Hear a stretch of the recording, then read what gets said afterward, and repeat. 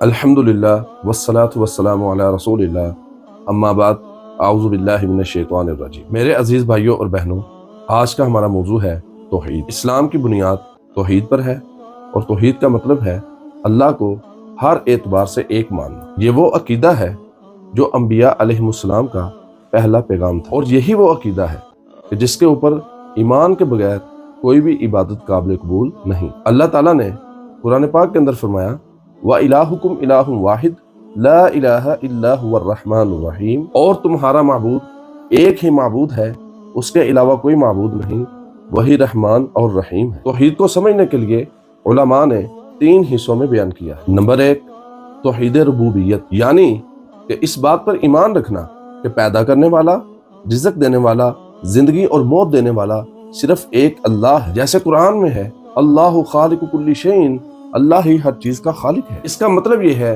نہ کوئی بادشاہ، نہ کوئی پیر، اور نہ ہی کوئی فرشتہ، کسی کے پاس کوئی اختیار نہیں، سارا نظام اللہ کے اختیار میں۔ نمبر 2، توحید الوہیت، یعنی عبادت صرف اور صرف اللہ کے لیے ہونی چاہیے۔ نماز ہو یا روزہ، دعا ہو یا قربانی، نظر ہو یا مدد طلب کرنا، اللہ کے لیے ہو۔ اللہ تعالیٰ فرماتے ہیں وَمَا خَلَقْتُ الْجِنَّ وَالْإِنسَ إِلَّا لِيَعْبُدُونَ، میں نے جنات اور انسانوں کو صرف اپنی عبادت کے لیے پیدا کیا ہے۔ اگر کوئی شخص عبادت میں کسی اور کو شریک کرتا ہے تو وہ توحید کے پیغام سے ہٹ جاتا ہے۔ نمبر 3، توحید اسماء و صفات، یعنی اللہ تعالیٰ کے ناموں اور صفات پر ایمان رکھنا۔ اللہ نے خود بیان کیا نہ ان میں کمی، نہ زیادتی، اور نہ ہی تشبیہ۔ وَلِلَّهِ الْأَسْمَاءُ الْحُسْنَى فَادْعُوهُ بِهَا، اور اللہ ہی کے لیے سب سے اچھے نام ہیں، بس اسے ان ناموں کے ذریعے پکارو۔ اللہ سمیع ہے، بصیر ہے، علیم ہے، قدیر ہے، اس کے جیسا کوئی نہیں۔ قرآن میں ہے لیس کمثلہ شیء، میرے عزیزو، جیسے توحید سب سے بڑی نیکی ہے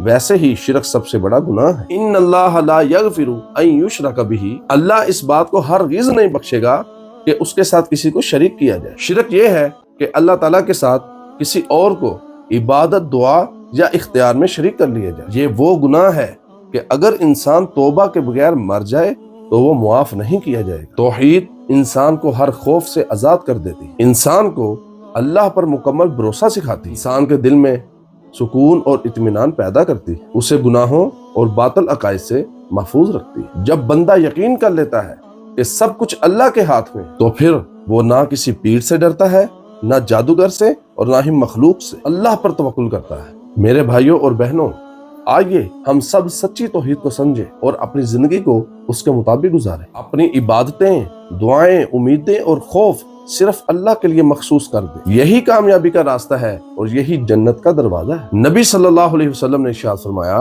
کہ جس شخص نے کہا لا الہ الا اللہ اور اس کے اوپر یقین رکھا، وہ جنت میں داخل ہو جائے۔ اللہ تعالیٰ سے دعا ہے کہ اے اللہ، ہمیں خالص توحید پر زندہ رکھ اور اسی پر موت دے، آمین یا رب العالمین۔